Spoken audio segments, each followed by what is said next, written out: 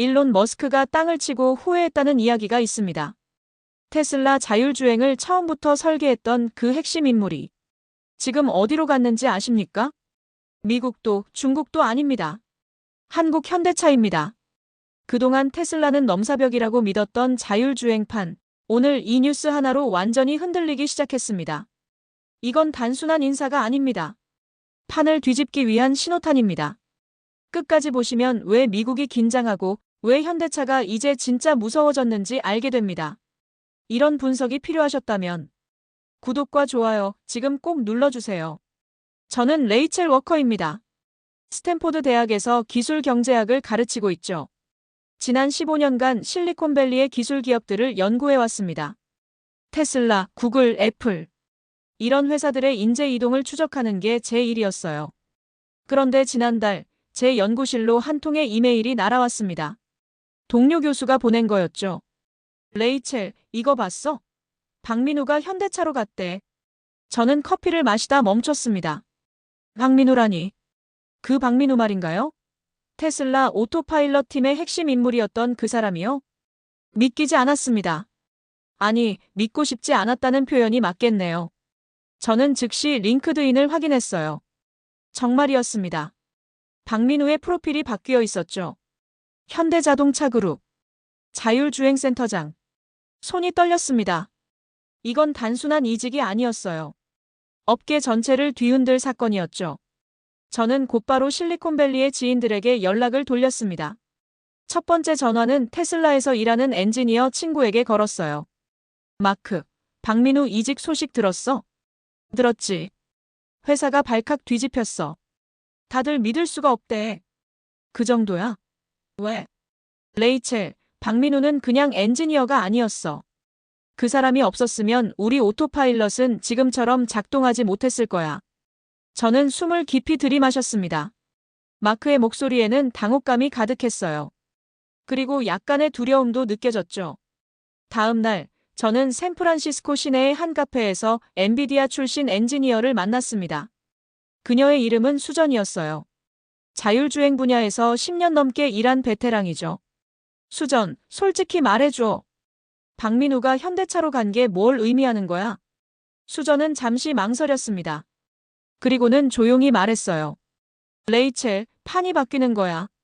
지금까지는 미국과 중국이 자율주행 경쟁을 이끌었잖아. 근데 한국이 진짜 게임에 들어오려는 것 같아. 그 정도로 중요한 사람이야? 중요한 정도가 아니지. 박민우는 엔비디아에서 자율주행 인지 시스템 전체를 총괄했어. 머신러닝, 센서 융합, 데이터 파이프라인까지. 그 사람 머릿속에 있는 게 얼마나 많은지 상상도 못할 거야. 저는 노트북을 꺼내 기록하기 시작했습니다. 이건 논문감이었어요. 아니, 논문보다 더 큰 이야기였죠. 그날 저녁 저는 연구실로 돌아와 박민우의 경력을 샅샅이 뜯어봤습니다. 테슬라 오토파일럿 초기 멤버, 비전 시스템 첫 론칭 주도, 엔비디아 자율주행 부문 총괄. 경력만 봐도 화려했어요. 하지만 진짜 중요한 건 따로 있었죠. 이 사람은 연구만 한 게 아니었습니다. 실제로 양산 차량에 들어가는 시스템을 만들어 본 사람이었어요. 논문 쓰는 연구자가 아니라 공장 라인까지 고민하는 엔지니어였죠. 저는 창밖을 바라봤습니다. 캠퍼스 너머로 실리콘밸리의 불빛들이 반짝이고 있었어요. 문득 이런 생각이 들었습니다. 지금까지 우리는 자율주행 경쟁에서 한국을 주목하지 않았다고요. 현대차? 그저 전통적인 자동차 회사 중 하나라고 생각했죠. 기술 기업들의 상대가 아니라고 여겼습니다. 그런데 박민우의 이직은 뭔가 다른 신호를 보내고 있었어요. 조용하지만 거대한 파문이었죠. 실리콘밸리가 긴장하기 시작했습니다. 일론 머스크가 가장 잃기 싫어했을 사람. 그 사람이 한국으로 건너갔어요. 저는 노트에 한 줄을 적었습니다. 게임의 룰이 바뀌고 있다. 다음 날, 저는 실리콘밸리의 자율주행 전문가들을 더 만나기 시작했습니다. 왜 박민우였는지 알고 싶었어요. 화려한 이력을 가진 엔지니어는 많잖아요. 그런데 왜 업계가 이렇게 반응하는 걸까요? 첫 번째 인터뷰는 전직 테슬라 엔지니어 데이비드와 했습니다. 그는 박민우와 직접 일해본 사람이었죠. 데이비드, 박민우는 어떤 사람이었어? 똑똑한 사람은 많아요, 레이첼. 스탠포드나 MIT 출신들 넘쳐나죠. 근데 박민우는 달랐어요. 뭐가 달랐는데? 데이비드는 잠시 생각에 잠겼습니다. 그리고 천천히 말했어요. 그 사람은 시스템을 봤어요. 전체 그림을요. 대부분의 엔지니어들은 자기 파트만 신경 쓰거든요. 카메라 담당은 카메라만, 레이더 담당은 레이더만. 근데 박민우는 달랐죠. 센서 데이터가 어떻게 통합되고 그게 어떻게 의사결정으로 이어지는지 전부 꿰뚫고 있었어요. 저는 고개를 끄덕였습니다. 계속 물었죠. 테슬라 비전 시스템도 박민우가 주도했다고 들었어. 맞아요. 2015년쯤이었을 거예요. 당시만 해도 대부분의 자율주행 시스템은 레이더에 의존했죠. 근데 박민우는 카메라 기반 비전 시스템을 밀어붙였어요. 다들 미쳤다고 했죠. 카메라만으로는 안전하지 않다고요. 결과는 성공했어요. 테슬라 오토파일럿의 핵심이 됐죠. 지금 테슬라가 완전 자율주행에 가장 가까이 간 이유 중 하나가 그때 박민우가 만든 비전 시스템이에요. 저는 메모를 계속했습니다. 점점 그림이 그려지고 있었어요. 다음 주에는 엔비디아에서 일했던 엔지니어 제니퍼를 만났습니다. 그녀는 박민우의 직속 부하였다고 했어요. 제니퍼, 박민우 밑에서 일하는 게 어땠어? 제니퍼는 웃었습니다. 하지만 그 웃음 뒤에는 존경심이 가득했어요. 힘들었어요, 솔직히. 그 사람 기준이 엄청 높거든요. 근데 배운 게 정말 많았죠. 구체적으로는 박민우는 머신러닝을 진짜로 이해하는 사람이었어요. 요즘 다들 AI 하잖아요. 근데 대부분은 껍데기만 아는 거예요. 박민우는 달랐죠. 데이터가 어떻게 학습되고 모델이 어떻게 진화하는지, 그걸 실제 차량에 어떻게 적용하는지까지 전부 알았어요. 그러니까 이론만 아는 게 아니라 실전형이었죠. 논문 100편 읽은 사람이랑 실제로 시스템 하나 굴려본 사람은 차원이 다르거든요. 박민우는 후자였어요. 저는 점점 확신이 들었습니다. 박민우가 왜 중요한지 알겠더라고요. 연구실로 돌아와 정리를 시작했습니다. 박민우의 강점은 크게 세 가지였어요. 첫째, 시스템 설계 능력.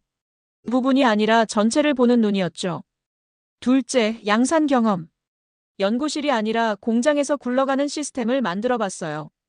셋째, 머신러닝 실전 적용.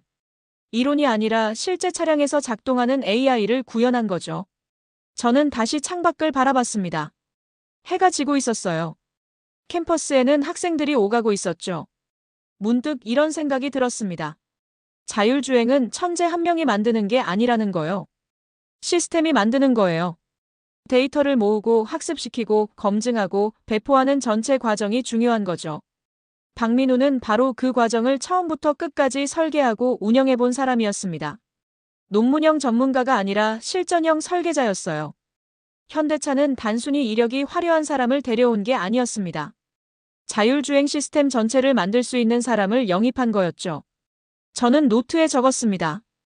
인재 영입이 아니라 시스템 이식이다. 그날 밤 저는 잠을 이루지 못했어요. 뭔가 큰일이 벌어지고 있다는 느낌이 들었습니다. 한국이 진짜로 자율주행 경쟁에 뛰어들려는 것 같았어요. 그리고 그 중심에 박민우가 있었죠. 일주일 후 저는 팔로알토의 한 레스토랑에서 옛 동료를 만났습니다. 그는 테슬라 초창기 멤버였어요. 지금은 은퇴했지만 여전히 업계 소식에 밝은 사람이었죠. 이름은 로버트였습니다. 로버트, 솔직히 물어볼게. 테슬라는 박민우를 얼마나 아까워하고 있어? 로버트는 와인잔을 내려놓았습니다. 한숨을 쉬더니 말했어요. 레이첼, 테슬라는 지금 긴장하고 있어. 박민우가 나간 게 문제가 아니야. 그 사람이 어디로 갔는지가 문제지. 현대차로 간 게 그렇게 위협적이야? 그렇지. 박민우는 테슬라의 속도를 아는 사람이거든. 저는 고개를 갸우뚱했습니다. 속도라니요? 로버트가 설명을 이어갔어요. 자율주행은 기술력 싸움이 아니야, 레이첼. 속도 싸움이지.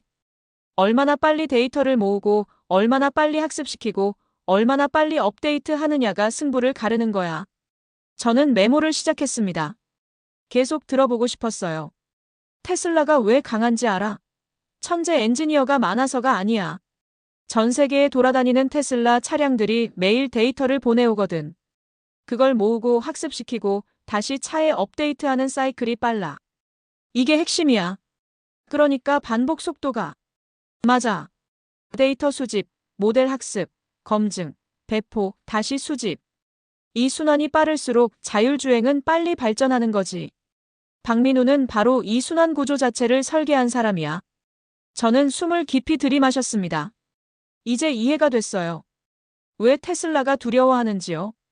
그러니까 박민우는 테슬라의 공장 설계도를 들고 나간 거나 마찬가지야. 물리적인 설계도가 아니라 시스템 설계도를 말이지. 어떻게 하면 자율주행 개발 속도를 최대로 올릴 수 있는지 그걸 아는 사람이거든. 다음 날, 저는 구글 웨이모에서 일하는 친구 사라를 만났습니다. 그녀도 비슷한 이야기를 했어요. 레이첼, 자율주행 업계에는 두 종류의 사람이 있어. 연구하는 사람과 만드는 사람. 박민우는 후자야. 그것도 아주 특별한 케이스지. 뭐가 특별한데? 박민우는 AI 공장을 만들 줄 알아. 데이터가 들어오면 자동으로 학습되고 검증되고 배포되는 시스템. 사람 손이 거의 안 가게 만드는 거지. 이게 얼마나 어려운지 알아? 저는 고개를 저었습니다. 대부분의 회사는 아직도 수동으로 해. 데이터 모으고 엔지니어가 일일이 확인하고 수정하고. 근데 테슬라나 엔비디아는 달라. 거의 자동화돼 있거든. 박민우가 바로 그 자동화 시스템을 만든 사람이야. 저는 점점 더 흥분되기 시작했습니다. 이건 논문감이 아니었어요. 책으로 써야 할 이야기였죠. 연구실로 돌아와 정리를 했습니다. 자율주행의 본질은 천재의 발명이 아니었어요. 공장의 속도였죠. 박민우가 테슬라에서 만든 건 단순히 자율주행 소프트웨어가 아니었습니다. 자율주행을 계속 진화시키는 시스템 자체였어요. 마치 살아있는 유기체처럼 스스로 학습하고 성장하는 구조였죠. 그리고 이제 그 시스템 설계 능력이 현대차로 넘어간 겁니다. 저는 창밖을 바라봤어요. 저녁 노을이 캠퍼스를 붉게 물들이고 있었습니다. 테슬라가 두려워하는 이유를 이제 알겠더라고요. 박민우는 단순히 뛰어난 엔지니어가 아니었습니다. 테슬라의 심장부를 본 사람이었어요. 그 심장이 어떻게 뛰는지, 어떻게 하면 더 빨리 뛸 수 있는지 아는 사람이었죠. 그리고 그 지식이 이제 한국으로 건너갔습니다. 저는 노트에 적었습니다. 경쟁자가 기술을 배우는 건 두렵지 않다. 하지만 경쟁자가 속도를 배우는 건 치명적이다. 3주가 지났습니다. 저는 박민우 이야기를 계속 파고들고 있었어요. 논문을 쓰려면 더 깊이 알아야 했죠. 그러던 중 흥미로운 소문을 들었습니다. 스탠포드 카페테리아에서였어요. 점심을 먹고 있는데 옆 테이블에서 두 엔지니어가 이야기하더라고요. 들었어? 박민우 퇴사할 때 머스크가 직접 붙잡았대. 설마. 머스크가 직접? 진짜래. 급여 2배로 올려준다고 했다는데. 저는 귀가 쫑긋해졌습니다. 급히 식사를 마치고 그들에게 다가갔어요. 죄송한데요. 방금 하신 얘기 출처가 어디예요? 두 사람은 놀란 표정이었죠. 저는 명함을 꺼냈습니다. 스탠포드 경제학과 교수 레이첼 워커예요. 박민우 케이스를 연구하고 있거든요. 한 명이 조심스럽게 말했어요. 확실한 건 아니에요, 교수님. 테슬라 내부에서 돌던 소문이거든요. 제 친구가 거기서 일하는데. 저는 고개를 끄덕였습니다.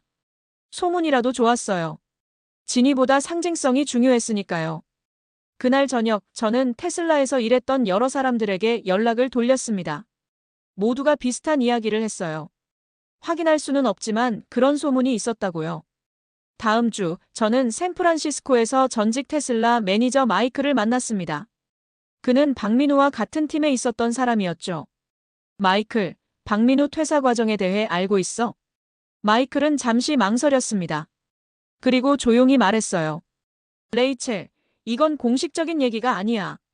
하지만 당시 분위기는 확실히 심상치 않았어. 어떻게? 박민우가 퇴사 의사를 밝혔을 때 경영진이 발칵 뒤집혔거든. 보통 엔지니어 한 명 나가는 거랑은 차원이 달랐지. 급하게 미팅이 잡혔고 며칠 동안 설득 작업이 이어졌어. 머스크가 직접 개입했다는 건 확실하지는 않아. 근데 당시 팀원들 사이에서는 그런 얘기가 돌았지. 머스크가 직접 전화했다고. 급여 협상까지 했다고. 저는 메모를 했습니다.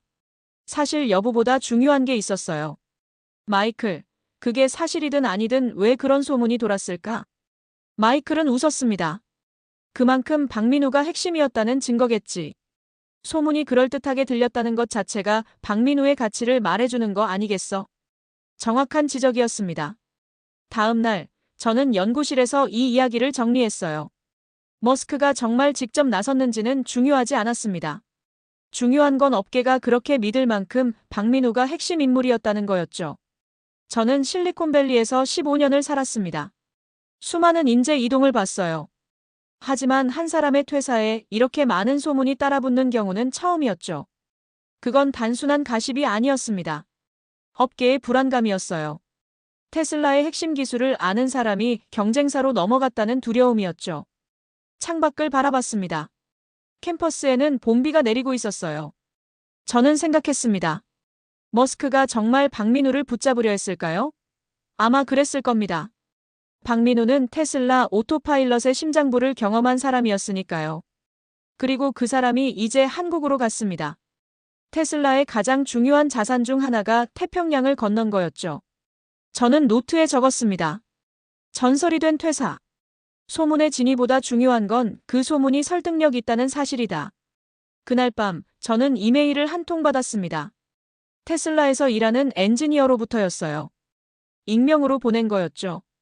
교수님, 머스크가 박민우를 붙잡으려 했는지는 모릅니다. 하지만 한 가지는 확실해요. 우리는 그를 잃고 싶지 않았습니다. 그 사람 없이 오토파일럿이 어떻게 될지 걱정입니다. 저는 화면을 오래 바라봤습니다. 이 메일이 모든 걸 말해주고 있었어요. 테슬라의 심장부를 경험한 인물. 그가 한국으로 건너갔습니다. 한 달이 지났습니다. 저는 박민우 케이스에 대한 초고를 거의 마무리하고 있었어요. 그런데 동료 교수 한 명이 제 연구실로 찾아왔습니다. 이름은 존이었죠. 한국 경제를 연구하는 사람이었어요. 레이첼, 내 논문 초고 봤어. 어땠어? 존은 의자에 앉으며 말했습니다. 흥미롭긴 한데 한 가지 빠진 게 있어. 뭔데? 현대차의 과거 실패 말이야. 송창현 케이스 알지? 저는 고개를 끄덕였습니다. 알고 있었어요. 2022년쯤 현대차가 자율주행 스타트업 포티투닷에 투자했던 일이었죠. 존이 계속 말했어요. 당시에도 난리였잖아. 송창현이 테슬라 출신이었으니까. 근데 결과는 별 성과 없었어. 포티투닷은 여전히 상용화 못하고 있고. 저는 잠시 침묵했습니다. 존의 지적이 날카로웠어요. 그러니까 내 질문은 이번엔 왜 다를 거라고 생각하느냐는 거지. 정확해. 독자들도 같은 의문을 가질 거야. 또 실패 아니냐고. 저는 노트북을 열었습니다. 이 부분을 빠뜨릴 순 없었어요. 오히려 정면으로 다뤄야 했죠. 다음 주 저는 한국 자동차 산업을 연구하는 전문가들을 만나기 시작했습니다. 첫 번째는 컨설턴트 케빈이었어요. 그는 10년 넘게 현대차를 분석해온 사람이었죠. 케빈, 솔직히 말해줘. 송창현 때랑 이번이 뭐가 다른 거야? 케빈은 커피를 한 모금 마셨습니다. 그리고 천천히 말했어요. 레이첼, 송창현 케이스의 문제는 사람이 아니었어. 구조였지. 구조? 응. 포티투닷은 별도 회사였거든. 현대차 그룹과는 독립적으로 운영됐어. 투자는 받았지만 실질적인 통합은 안 됐지. 자율주행 기술을 개발해도 현대차 양산 차량에 바로 적용되지 않았어. 저는 메모를 시작했습니다. 그러니까 기술과 양산이 분리돼 있었다는 거네. 맞아. 송창현이 아무리 좋은 기술을 만들어도 현대차 공장 라인과 연결이 안 됐어. 중간에 벽이 있었던 거지. 다음 날, 저는 포티투닷 초기 멤버였던 엔지니어 데니스를 만났습니다. 그는 이제 다른 회사로 옮긴 상태였어요.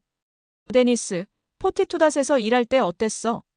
데니스는 한숨을 쉬었습니다. 기술적으로는 재미있었어요. 송창현은 정말 똑똑한 사람이었거든. 근데 현실적으로는 답답했죠. 왜? 우리가 만든 기술이 실제 차에 들어가는데 너무 오래 걸렸어요.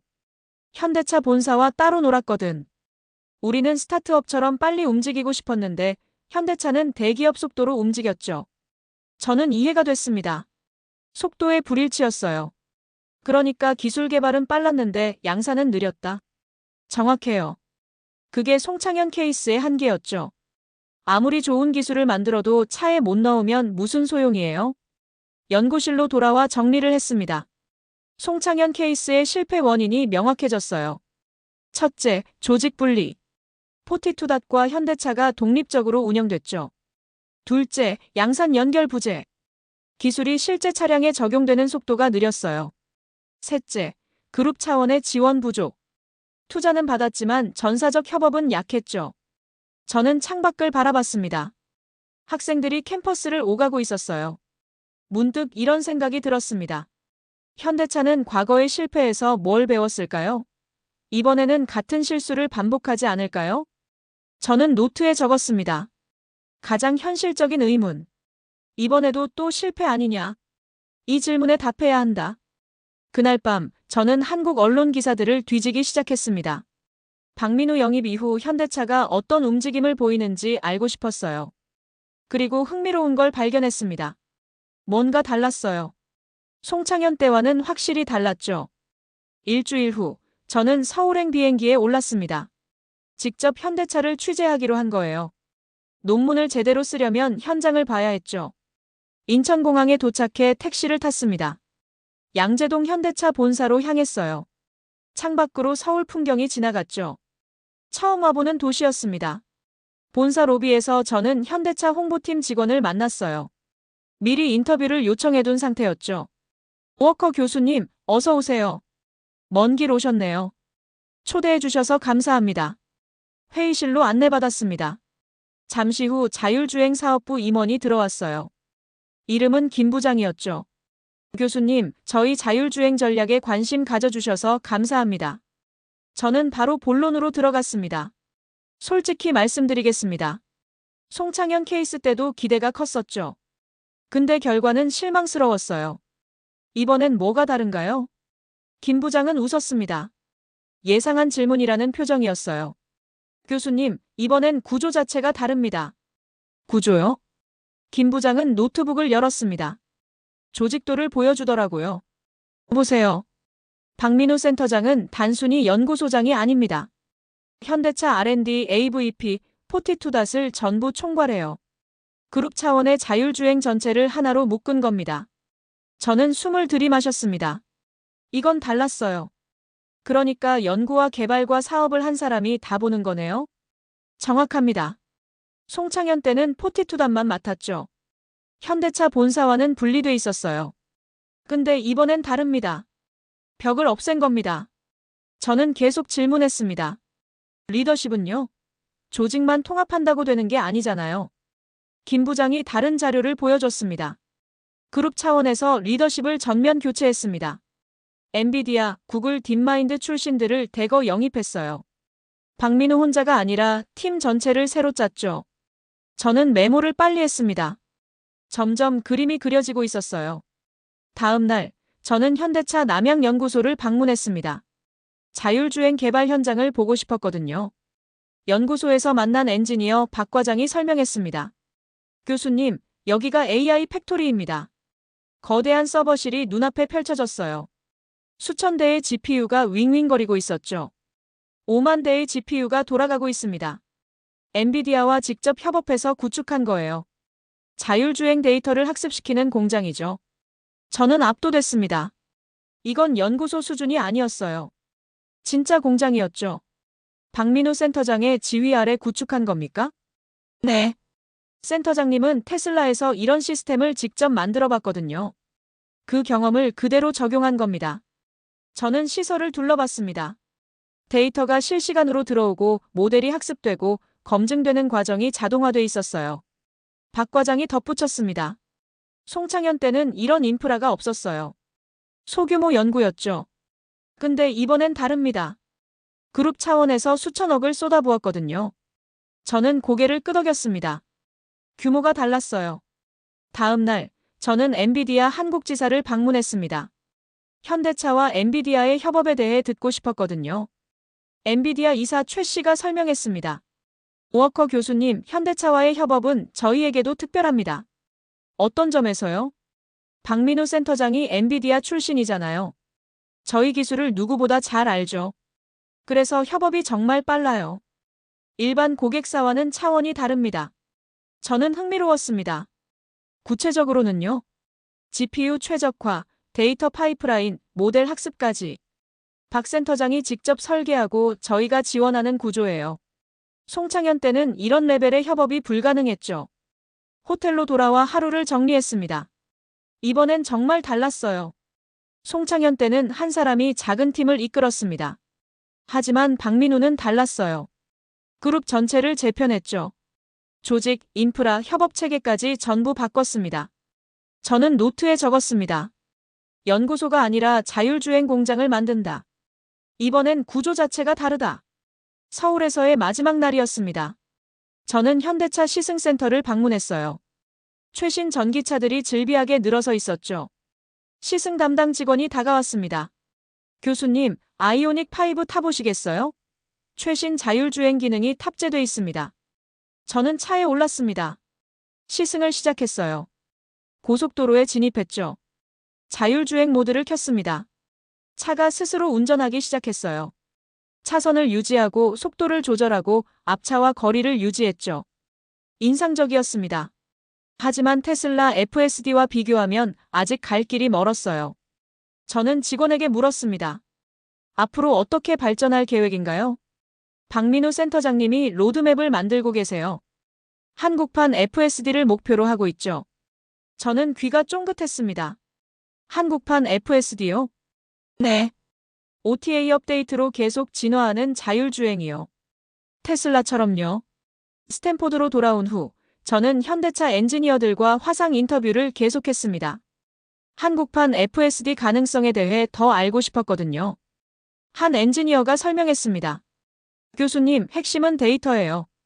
테슬라가 강한 이유는 전 세계 테슬라 차량들이 데이터를 보내오거든요. 우리도 같은 구조를 만들고 있어요.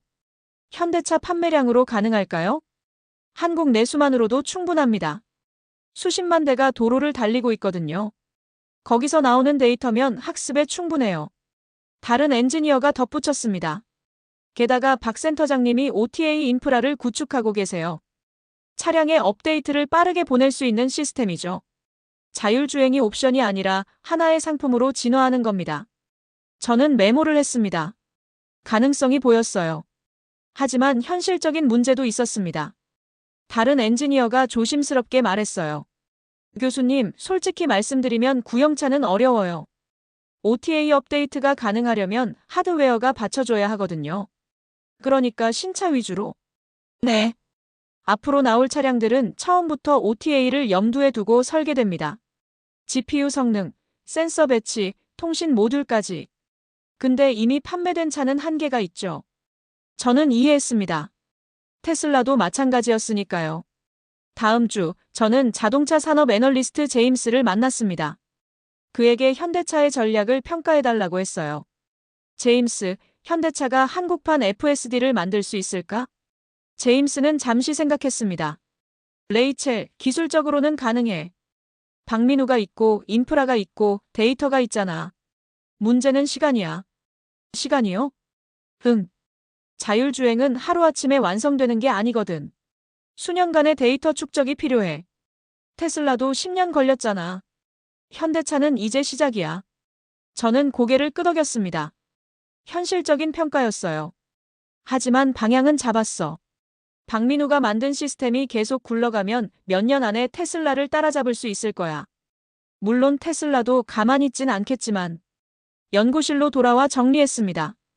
한국판 FSD는 가능했어요. 기술, 인프라, 인재가 모두 갖춰져 있었죠. 하지만 시간이 필요했습니다. 그리고 신차 중심으로 전략을 가져가야 했어요. 저는 창밖을 바라봤습니다. 캠퍼스에는 봄꽃이 피고 있었어요. 문득 이런 생각이 들었습니다. 현대차는 이제 따라가는 단계가 아니라는 거요. 같은 테이블에 앉았어요.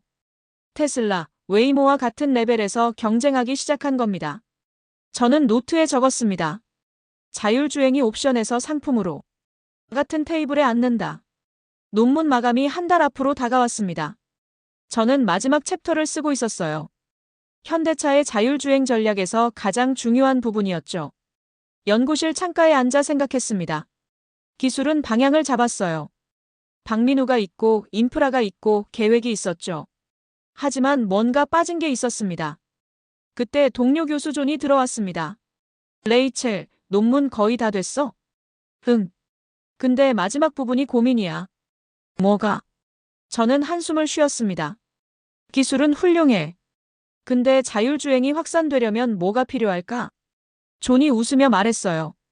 전기차 판매지. 자율주행은 전기차에 들어가잖아. 전기차가 안 팔리면 자율주의 아무 소용 없어. 정확한 지적이었습니다. 다음 날, 저는 자동차 시장 데이터를 분석하기 시작했어요. 전기차 판매 추이, 가격 경쟁, 보조금 정책까지. 그리고 문제를 발견했습니다. 테슬라의 가격 공세였어요.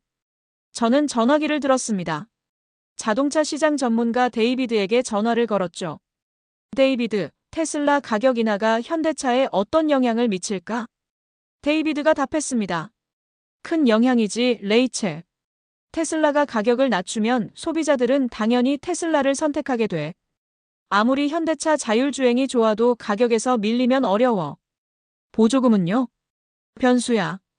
한국 정부가 보조금을 어떻게 조정하느냐에 따라 판도가 달라져. 근데 불확실하잖아. 저는 메모를 했습니다. 기술만으로는 부족했어요. 다음 주, 저는 현대차 영업 담당자와 화상 통화를 했습니다. 현대차는 가격 경쟁력이 있나요? 담당자가 조심스럽게 답했습니다. 솔직히 테슬라보다는 비싸요. 하지만 품질과 서비스에서 차별화하려고 합니다. 그게 충분할까요? 쉽지 않죠. 소비자들은 가격에 민감하거든요. 특히 전기차는 더 그래요. 저는 현실을 직시했습니다. 자율주행 기술이 아무리 좋아도 차가 안 팔리면 소용없었어요. 며칠 후, 저는 경제학자 동료들과 세미나를 했습니다.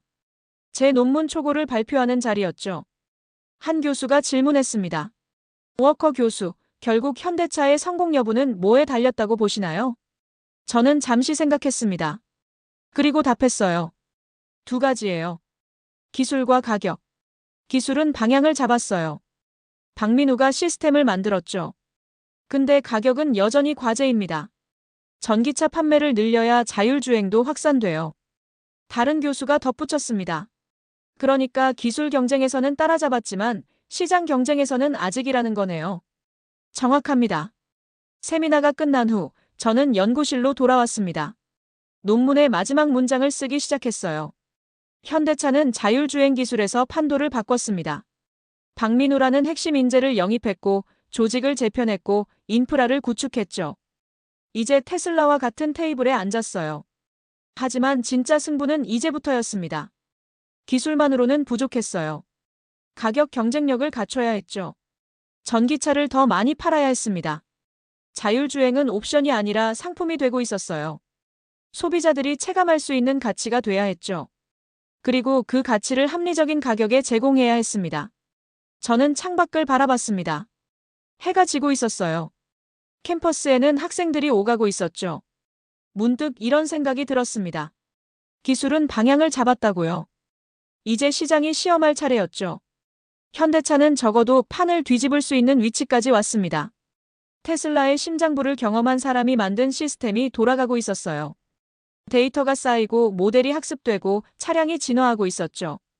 하지만 마지막 관문이 남았습니다. 가격이었어요. 저는 노트북을 닫았습니다. 논문이 완성됐어요. 제목은 이렇게 정했습니다. 일론 머스크가 땅을 친 이유. 현대차 자율주행판을 뒤집다. 그리고 마지막 문장을 이렇게 마무리했습니다. 기술은 방향을 잡았다. 이제 시장이 시험한다. 적어도 판은 뒤집을 수 있는 위치까지 왔다. 저는 의자에 기댔습니다. 긴 여정이었어요. 박민우라는 한 사람의 이직에서 시작해 현대차의 자율주행 전략 전체를 분석했죠. 그리고 확신했습니다. 이건 단순한 인재 영입이 아니었어요. 게임의 룰이 바뀌고 있었죠. 한국이 자율주행 경쟁의 중심으로 들어오고 있었습니다. 논문을 제출했습니다. 며칠 후 동료들로부터 좋은 피드백을 받았어요. 저는 창밖을 바라봤습니다. 봄이 깊어가고 있었어요. 새로운 시작의 계절이었죠. 현대차도 새로운 시작을 하고 있었습니다. 자율주행의 새로운 장을 열고 있었어요. 그 중심에 박민우가 있었습니다. 테슬라의 심장부를 경험한 사람. 속도를 아는 사람, 시스템을 만들 줄 아는 사람이었죠. 이제 시장이 답할 차례였습니다.